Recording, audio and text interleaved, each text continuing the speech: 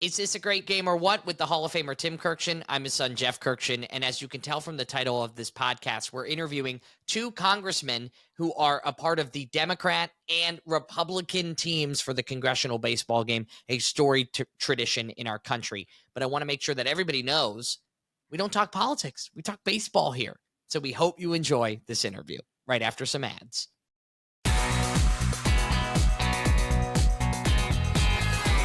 Is this a great game or what? With the Hall of Famer Tim Kurkjian. I'm Jeff Kurkjian, and I don't book a lot of interviews, right? My dad handles almost all of them, right? He's the Hall of Fame baseball writer. He's got all the contacts. But I was contacted by a congressman's office. I mean, I couldn't really believe that this was happening. I studied political science in college, Dad. You and I never talk politics, never talk, and we're not going to today. That's not the point, because today, which it'll be airing, on the day of the show, today is the legendary Congressional Baseball Game, 116 years, and we have a member of both teams here with us. From the Democrats, Representative Joe Morelle. Joe, thank you so much for joining us today. Well, I'm living the dream of dreams to be on a show to talk about baseball instead of politics. I can't tell you how excited I am to be here, and I'm doing it with my buddy Blake Moore. Well, Joe proudly represents New York's 25th congressional district, and his team was kind of the one that reached out first. And I said, hey, I love this idea, but we want to bring somebody from the other side to hear other great baseball stories from Blake Moore, Representative Blake Moore of the 1st District in Utah. Blake, thank you for being on with us. I didn't know when I came to Congress. I didn't know, getting interviewed by the Kurkjians, by the great, amazing Kurkjian crew. I didn't know that was on my bucket list, but it is now being fulfilled. And I was not expecting that when I came to Congress. So could not be more appreciative of being on today. Now, Blake, you seem like a very nice guy, and we actually had to shift the timing of this interview because you had to go to Pennsylvania Avenue. You had to go to the White House. And in my head, I just imagined you putting your fists on the desk and saying, but I can't go see the president because I have to talk to the Kurkjians today. So let's find a better time. Just that's kidding. Actually, I'm Jeff, sure that's not the way. Jeff, that's actually what I did. I said, I'm not going to the White House. I'm doing the interview with the Kurkjians. The heck with that. So Blake just doesn't have the constitution that I have to hold out for a better deal. Well, Blake, I want to start with you with my very first question, because you were a freshman in Congress in 2021, and you were told, hey, you're playing on the Congressional Baseball team for the Republicans, and you did something incredible back in 2021 in your first year on the team. I mean, it was kind of immortal in my mind now, but first at bat, I actually think it was the first pitch. Shot to center field, gets over the center fielder's head. And we're playing at National Stadium, right? So you get to play in a big league ballpark, and it just kept going. And I ran all the way around the bases. We cleared two guys, so a 3 RBI inside the park home run. Jumped up on the fence, fell backwards out of frustration. My legs were so jelly by the time I got to home plate. I don't think I've run 4 bases since I was 17 years old in high school, and. It was great. My dad was there. My dad is a diehard baseball fan, was there to kind of see it, and it just set the whole stage. It was one of those moments that you can never really plan or relive. I have to clarify it was an inside the park home run, because there was another guy that hit one out of the park, which is that doesn't happen against a bunch of has-been athletes trying to relive the glory days. But yeah, an inside the park home run, got some RBIs. The irony of the funny thing is about 5 months before I got elected officially, I met Kevin McCarthy, who was the minority leader at the time. And the Republicans had lost for 7 straight years to the Dems. You guys had an ace pitcher, and it was just like Republicans were getting embarrassed. And I couldn't get his attention really. And he is a guy that works the room. And anyway, I go, I might have to get my old pitching arm revved up. And he stops dead in his tracks. He had a bunch of donors around, and he looks at me, stops. He's like, you can pitch? And I go, I just got your attention, didn't I? That's when I knew how important this game was. Yeah.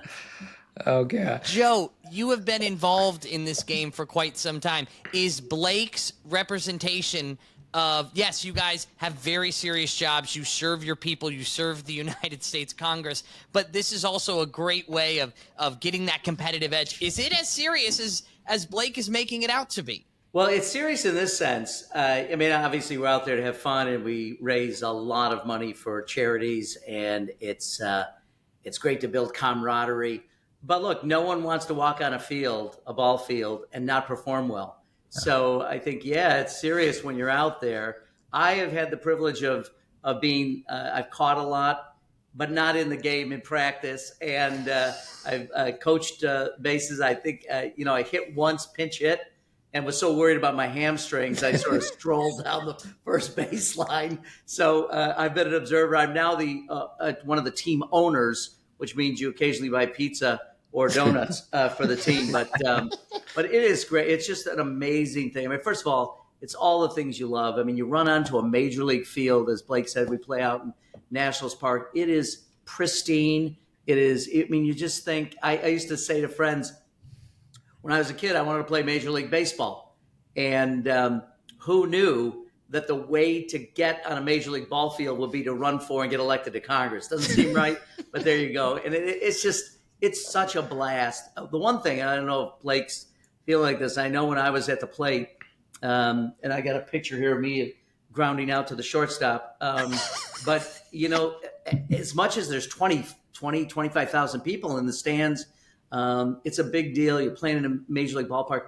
But for that moment when you're at the plate, all of a sudden you just feel like you're on a ball field, some sandlot somewhere. And the only thing you're looking for is where the release point is when the pitcher throws the ball and where that ball is. And nothing else matters.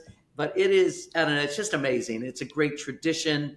It's just, it's the best of everything about America's playing baseball. Right. So, Blake, you're not playing this year because you got hurt playing in a soccer game. Is that true? How could you justify missing this game playing soccer? I mean, now I'm going to play because if Tim Kurkjian says I need to play, I need to play. Like, I get who I'm talking to. That's not an easy thing. And when my brothers hear this conversation in this podcast, I'm never going to hear the end of it. I'm the youngest of four boys with a sister that was actually a pretty good softball player. I dove because here's the problem. Back to what Joe was saying. When you get out there, you think you're 18 again. Yeah. And I forget sometimes I'm 45 and my body doesn't work. And we were playing in this charity soccer thing. And I'm like, I'll go be goalie because I'm 6'5". I can go help you out. And I can stand in the goal. And no one's going to get hurt playing goalie in a congressional soccer match, except there's professional athletes out. And this game's different because there's professional athletes intermixed.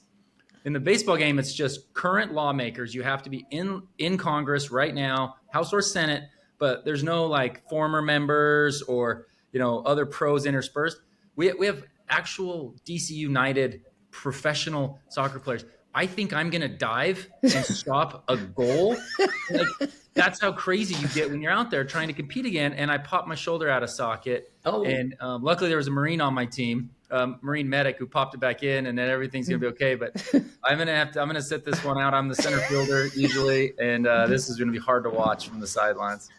Well, Dad, growing up, you always told me you can't get hurt doing something unathletic because you'll miss a game. So at least Blake here has a good excuse. He was playing goalie for the Republicans in the soccer game. Jury's out on whether it was athletic or not, though.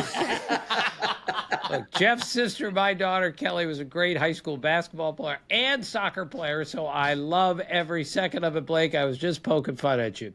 Joe, well, it's funny, Blake, you said, I didn't realize you're the youngest of four boys and a girl in your family. I'm the oldest of four boys and a girl in my family, and baseball was our first love. I mean, we went to, like you guys all, I mean, from the time we were able to play T-shirt ball until high school. My brother played high school ball. I did not. I wasn't nearly good enough. But I switched over to fast pitch softball, which was the rage in Rochester, where I am. I broke my leg in 5 places playing second base. Those old bags that were stationary, didn't move like they now, and a guy barreled into me. But it got me my start in politics. I got a job for a guy I had interned for, and I was, in traction at casts, and I finally called him one day. I said, I'm so bored. My friends don't come visit me anymore. My girlfriend's broke up with me. I have no money. could I come volunteer in your office? And he said, I happen to have a part-time job. Why don't you come and help do constituent work? If not for that, I'm not sure I'd have a career in politics. So I owe it in a strange way to baseball, even my political career. So, Joe, you're 68 years old. You're the same age as me, and you loved the Cardinals growing up. So, 67 Cardinals, I remember that team like it was yesterday. So, who was your guy on those 67 Cardinals? So I loved two people on that team. I was a kid like you. So, it started really about 66. My dad was a Red Sox fan. I had a younger brother who was a Yankees fan. I loved Orlando Cepeda and Bob Gibson.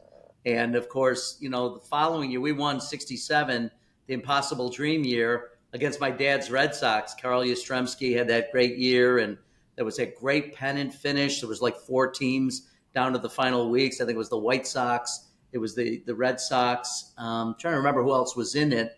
But it was a great finish that season. The Red Sox win the pennant and play the Cardinals. But Orlando Cepeda was a first baseman, the baby bull, and loved him. And Gibson, of course, was just an amazing player. So I literally watch probably, thank God. And when we were kids, you'd wait for the sporting news to come out, or you'd wait for the morning paper to look at box scores. And I remember my dad teaching my brother and I how to read the box scores. Nowadays, I flip open my laptop and get to watch several innings most nights. Cardinals are playing Toronto at home, so I'll catch some innings tonight. So it was great growing up as a kid. Baseball was everything, man, literally everything to me. And Blake, you're a Mets fan, is that correct? You were in Utah. How does a guy in Utah become a Mets fan? That is what the most common question I get asked. I was 7 years old and I got a Darryl Strawberry rookie card, and I loved his name. I thought it was a cool name, and then that drew me to the Mets, and I've been a diehard ever since. My dad promised me. He's a Yankees fan. He's he's born in the 40s, so you almost have to be in some cases. He was a Mets fan, Yankees fan, and he always promised me. And we didn't grow up with much, so I couldn't imagine he could fulfill this promise with the cost of a World Series baseball game. But he said, if the Mets and the Yankees ever go to a Subway Series, I'll take you. The year it happened in 2000, I was in Seoul, Korea on a church mission where you can't leave. You're there basically for 2 straight years. And and my dad's like, sorry, would have taken you if you were home. I'm like, well, you wanted, what are you talking about? And last year it got so close. My dad turned 80 this year. We took him to spring training for his birthday, actually. So it just matters. But I love the Mets. We've always loved the Mets. And it just live or die, we get every year we get let down. It just makes me more and more of a fan. Blake, I was in New York City about a week and a half ago, and I'm walking out of this restaurant where I had breakfast with some folks, and who's sitting there? Sitting by himself, just having breakfast, Darryl Strawberry. Oh, my goodness. I went up and introduced myself. I said, Champ, you look great. He does look great. So we chatted for a few minutes, took a picture with him. I'll have to share it with you. But he looks terrific, still hanging out in New York. Darryl Gooden and Doc Gooden and Darryl Strawberry were my idols as a kid. My mom was always a little worried about, like a little Mormon boy from Utah. Like Darryl and Doc are my guys, but hey, it turned out okay. I still remember, I think it was 2006, like I don't really know this, Mets Cardinals for the NCSL, Carlos Beltran getting his knees frozen while Adam Wainwright, who was the closer that year as a rookie, struck him out in Game 7 of the NCSL. Yeah, I covered that game. Yeah. And Andy Chavez made that amazing catch. It would have been one of the greatest catches in the history of the postseason, which it still was, if they had won the game. But of course, the Cardinals came back to win. Yeah. And you know what's interesting about that, Tim? I'm pretty sure Andy Chavez did it, I think, in the 8th inning or 7th. Got Scott Rowland, pulled the ball really over the fence. And then I think he led off the bottom half of the inning. And I was so afraid as a Cardinal fan that, as often happens, you make a great play in the field, you come to the plate. I was afraid he was going to hit a home run or something. But then Yadi Molina in the top of the 9th hit a home run. And Yadi wasn't much of a home run hitter, great, amazing ball player. And I remember the shocked silence by the Shea Stadium crowd. And then Adam Wainwright threw that amazing pitch to Carlos Beltran, who then later became a Cardinal. Great. So Blake, you coach your 4 sons. How would you describe yourself as a Little League coach? Well, my communications team's not going to love me divulging this, but she can't stop it. She can't silence me forever. It was in football. I got a little fired up, and I actually told us, right? I got ejected. I let the refs have it, and I figured I was telling people about this, and like, you probably shouldn't, broadcast this too much. You got ejected from an 11-year-old Little League football, peewee match, and I'm like, are you kidding me? There's only one group of people that have lower status of likability than politicians, and that's referees. When they find out that I'm going after the refs, my name ID, my favorabilities are gonna go through the roof, especially. So I lost it. The kids, there was a couple of head-to-head, helmet-to-helmet shots, and I lost it. And it had happened once before. They didn't call it, and then I let them have it, and I got kicked out. So baseball, basketball, and football are the only sports I really understand. And so I try to coach where I can. It's a little harder in this job, but I can make that time for football typically because we're home a little bit more on the weekends. And I got 4 boys, 12 and under, and it is like the greatest aspect of being a dad, no question. And Joe, you are no stranger to coaching, and you have even grandchildren in T-ball right now. How cool is that? I do. I coached my 2 boys played ball. And it was great coaching.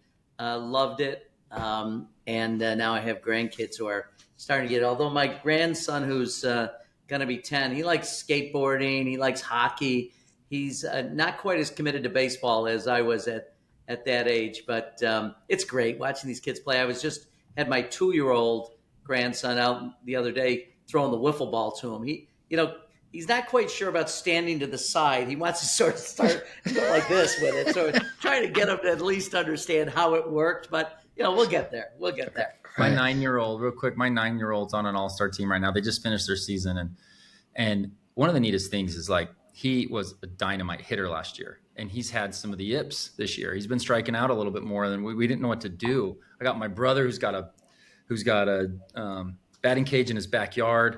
And we just went – we got his timing down, and it just shows you this kid will practice. And he was like, Dad, can you take me up? Can we go get this down? And I love it to see, like, hey, I'm really mad at myself because I'm striking out more than I used to. And he just got in their all-star first game, he just got a stand-up triple with a shot out to right field. And so he's starting to get it down and, feeling it. And just seeing that kid, just seeing him grow from like, hey, I'm really disappointed in myself, but if I practice, I can actually improve. And the confidence that gives them for everything else they do in life is what it's really all about.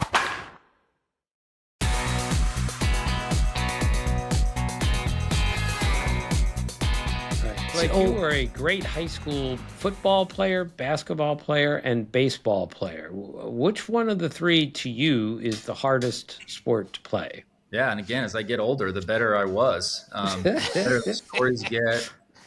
So I'm 6'5". Basketball was probably my best sport, but football was an opportunity for me that came later in my high school time, and played quarterback and was able to play a few years up in college for Utah State. I had an amazing coach, Dave Arslanian, for the Aggies, and 6'5" QB. That's more of like that's the right spot to be. If I would have gone to try to play college basketball, and I had a chance to play at a few schools, I would have had to have morphed into a 2-guard, and I can shoot fine, but I'm no JJ Redick. I was like 6'6". That was the calculation I had to make. Baseball was the sport that we played since we were little. It was, my dad taught me to pitch. He played college baseball for the University of Utah. That was kind of always we always knew baseball was at our core. And, I have a large strike zone. And when pitchers started throwing curveballs in junior year, I started to struggle. I moved from 5th in the lineup and then to 7th and 8th sometimes. And I'm like, that's not supposed to happen to me. I'm a good athlete. And I find myself at the 8th spot in the lineup, playing left field, relief pitcher. We went into the playoffs. The irony was I got pulled in to pitch in the playoffs. We were getting shelled. So we were playing one of the Southern Utah teams, and they play baseball all year round. We're up in north where the snow is, so we don't play as much. That's my excuse.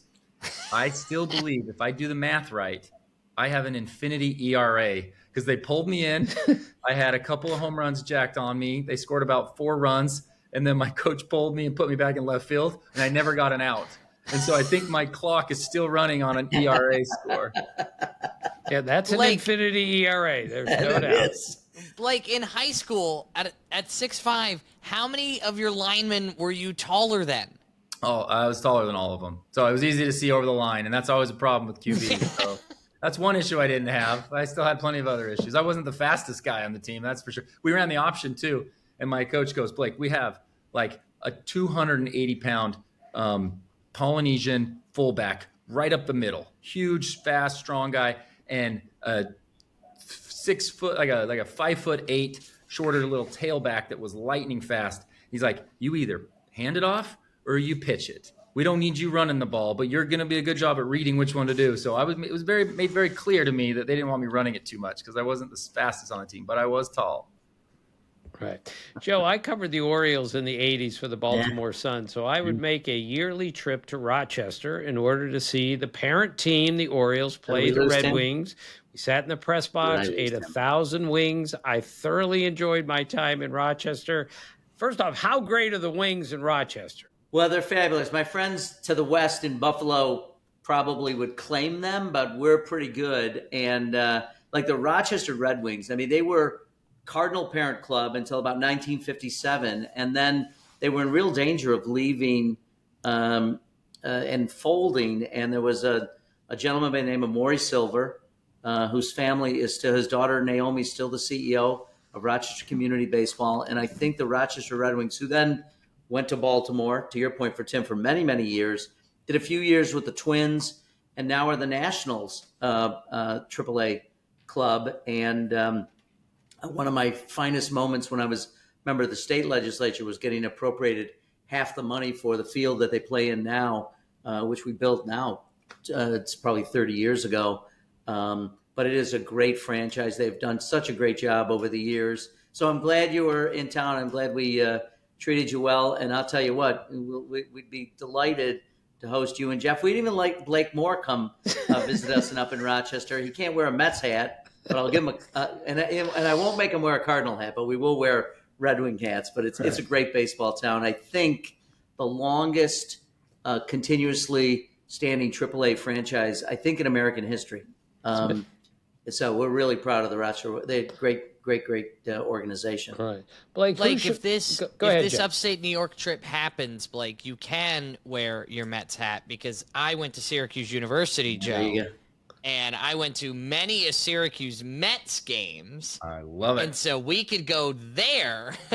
Nothing against Rochester. We love Roch. It's a great place. I love upstate New York. It has a big part of my heart. I always say nothing is better than a summer in upstate New York, and nothing is more difficult than January in upstate New York. Yeah, no, for sure. I will say that it's beautiful this time of year. And it's funny, I talked Jeff Wilpon, when the Wilpon family owned the Mets, was looking to move upstate, and I talked to Naomi Silver from the Red Wings, and I really was trying to get the Mets to come to Rochester, and I think they really wanted to, but we had a relationship with the Twins, and it didn't work out, so they moved just to the east. And they have in Binghamton, New York, is where their AA franchise is, and in Brooklyn, they have an A-ball team. So the Mets have entirely a New York organization when it comes to their minor league teams. In fact, the Cardinal hitting coach, Jeff Albert, from a few years ago, is now working for the Mets. He's lives in Rochester in one of our suburbs, so I get to connect with Jeff every so often as well. But great baseball town, Rochester. So, Blake, who should we be watching in this game tonight? Is there somebody that really stands out? Is there somebody who's really good now that you're not playing? Yeah, it's. I'm kind of hoping, if we've won 4 years in a row, and I came to Congress 4 years ago. You do the math on what the X factor's been. So if we lose this year and I'm not playing, that pretty much gives me a lot of clout. But I'm not cheering for us. I want us to win. We came in with a unique class. August Pfluger is a good friend of mine, and he's a dynamite third baseman. Played at the Air Force Academy. Really good third baseman. He and I have been able to connect on a few shots out to the gap that we were able to connect on and make some outs. So he's third and comes in as a closer. And then Brad Feenstead, what you love about Brad is he's constantly telling me about his current boys right now that are in high school playing for the state state championship. And it's just neat to be able to make those family connections. Jake, LZ, and Wright. I mean, it's a dynamite team. We've had a good 4-year run right now. But like I said, the 7 years before, the Dems were putting us in our place constantly. And so there's a good rivalry, and it's going to be a fun game. Blake, I don't want to put pressure on you, but I'm sensing a Kirk Gibson-esque pinch hitting on an injured leg, just that's what I see. I just feel it. I mean, my dad and I, we are not fans of particular teams. We are fans of the game and the story, and that would be a great story, which I think would be incredible. So just, mull that around. Just putting it out there. We don't want to tip off the Vegas odds makers about whether I'm going to be able to suit up or not. But I am going to be suited up if there's something catastrophic that's happening. But I don't know if I'd be the reason to save it. Right. Last year, to make a really funny story, I'll be very brief. But last year, I did an interview for Back Home, and I was sick the night before. And I put it out there, just like you're putting it out there right now, that Jimmy Panetta, he's someone to watch from the Democrat side. He's my counterpart, really good friend of mine. Him and Pete Aguilar are great baseball players, California Democrats. Then I put it out there that Jimmy Panetta had poisoned my DoorDash order. And then I compared myself, Tim, and I was at this game, Game 5, Michael Jordan, Utah Jazz, where the flu game. And I said, tonight's my flu game. And I literally compared myself to Michael Jordan. And that was the storyline for last year. So now I got to do something to beat a Kirk Gibson. That might be something. Yeah. Or Jordan, maybe a bloody sock. Yeah. Something like that.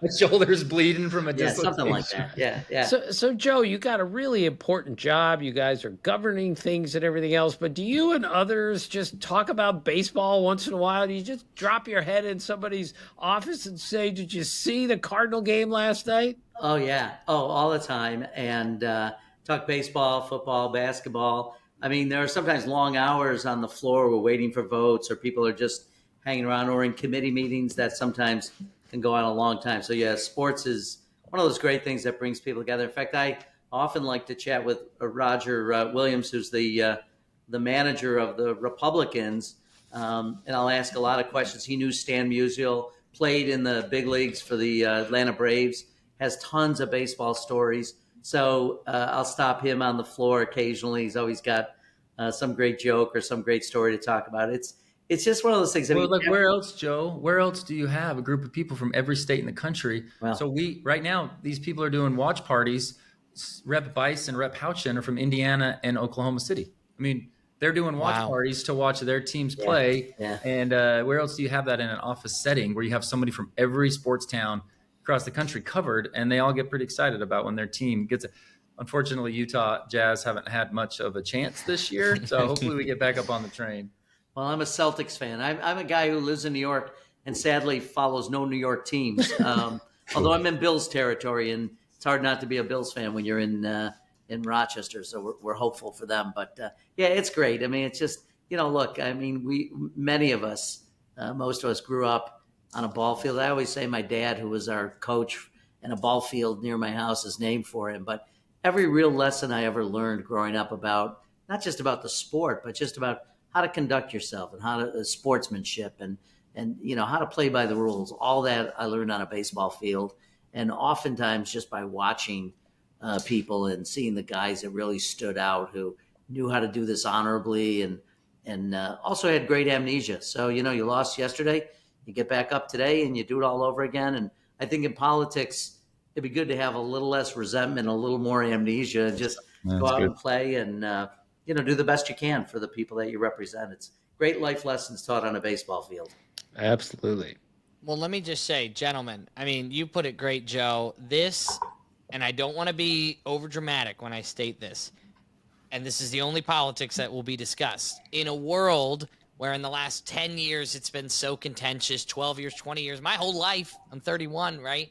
But we all love the game, right? You've got 4 dads on screen here just talking about their love of baseball. Yeah. And I think that is so incredible. I think it's so beautiful, Blake, the way you spoke about, oh, he's one of my closest friends and he plays for the Dems. Joe, you're the same way. There's so much aisle crossing that we don't see as a public. I'll get off my soapbox in a minute, into the point where there's a lot of great work being done by men like Joe and Blake here, crossing the aisle, talking to each other and talking sports and talking policy and trying to make this country a great place. And I can't thank you enough. I'll be honest, when I told Dad this was an idea we were going to do, he was the most trepidatious I've ever seen him in the history of this podcast. Yeah. Naturally. Yeah. He said, what, Dad, Jeff, we don't do this kind of, we don't. But ultimately, he knew that we have two dads, baseball fans, players, lovers of this game. And this is exactly the way I knew it was going to go, because when we're just talking baseball, we're all just guys. That's all that matters. Right, gentlemen? No question. And it's honestly so much fun to talk about. So I have this dream that someday I'll do a podcast and have everything but politics, talk about science and talk about sports and talk about just life. I think, sometimes people forget that we go through the same things they do. We have the same anxieties, the same hopes and aspirations for our communities, our country. And how could you not love baseball? I mean, it's just the perfect sport. And it just brings families together, has for generations, and God willing, for generations to come. Right. It's hard not to be romantic about baseball. Absolutely. Thanks, Joe, so much for joining us. Blake, thanks so much, Blake. The only guy to hit an inside the park home run in the All-Star game is Ichiro, and they've been playing that for a really long time. So you and Ichiro, who's going into the Hall of Fame this summer, have something in common. Hey, guys, thanks for doing this, and thanks for your podcast, and thanks for all the work you do to promote the sport and sportsmanship. And it's great to be with you. Thanks for the invitation to. Sincerely, I'm not pandering. It was a real highlight, sir. Well, Again, my brothers are already very jealous. Well, you tell them that we said hello, and good luck with everything moving forward. Another thank you and a shout out to Congressman Blake Moore of Utah and Congressman Joe Morelle of New York. These two gentlemen provided such a fun conversation about baseball, and I'm really, really looking forward to tonight's game. The Congressional Baseball Game will be at Nationals Park, but it will be airing on television if you want to check it out. 7:05 this evening on Wednesday, June 11th on C-SPAN and Fox, so you can check those out. Now, Dad, you prepared a little something, knowing that we had some politicians on today, but we had such a spirited conversation, we didn't even bring it up to them. It's more for all of us, right? Right. So this is the all political team. And as you know, Jeff, I don't know anything about politics. I voted for Mitt Romney because I really liked his first name. I didn't know anything else about him. That's not the point. So I came up with the all political team. Our catcher is Stephen Vogt, spelled V-O-G-T, but sounds like vote. Branch Rickey, the great Branch Rickey, is our first baseman. He was mostly a catcher in his major league career, but did play some games at first, and we needed a first baseman. Vance Law is our second baseman. Aaron Hill, had a little trouble finding that one, but a lot of stuff happens, Jeff, on the hill. On the hill. Right. The shortstop is Bill Hall. There were a million Bills from which to choose, but I chose Bill Hall as our shortstop. Roland Office is one outfielder. Pretty good, right? Yeah, run for office. I like that. David Justice. Yep. Right. And my favorite, Tris Speaker, because he's a Hall of Famer, right? Speaker of the House. The pitching staff is Len Whitehouse, one word. I covered him a long time ago. Tom House. Tom House. The House of Representatives, right. Perfect for our two guests. And he was a guest on our show this year. Dick Poll, spelled P-O-L-E, not P-O-L-L, but we're not worried about spelling, only pronunciation. Tom Seats. We have seats in the House and Senate. Yeah, that's very important. How many seats does each party have? Right. And former pitcher, but not a major leaguer, but a major league pitching coach, Spin Williams is our pitching coach. Is that unfair, Spin Williams? Not unfair. In fact, it's incredible, Dad. It is incredible. Well, I came up with that in about a half an hour, Jeff. I called you and said, I can't find a third baseman. And then I found Aaron Hill. And I told you, put it on Twitter, Dad. Twitter, though a dangerous place, a loud, annoying place at times, there's some creative people on social media. You got to give them credit. But you came up with Aaron Hill before I could even get that communicated to you. So, Dad, this was, I want to say quickly thank you to you. I made a joke about it. You know, you were nervous about doing this because this is not what we do. But the most important thing we have to remember is that the men and women in these positions of power, they are human beings as well. They love the things we love, including baseball. And so I thought it was really special to do this. Well, Jeff, I was nervous because I don't know anything about politics. But as you heard from this interview, we didn't talk 1 second of politics. We talked about baseball, kids, athleticism, competition. That's what this is all about. Thank you so much for listening. And as always, thank you so much for being a part of our family.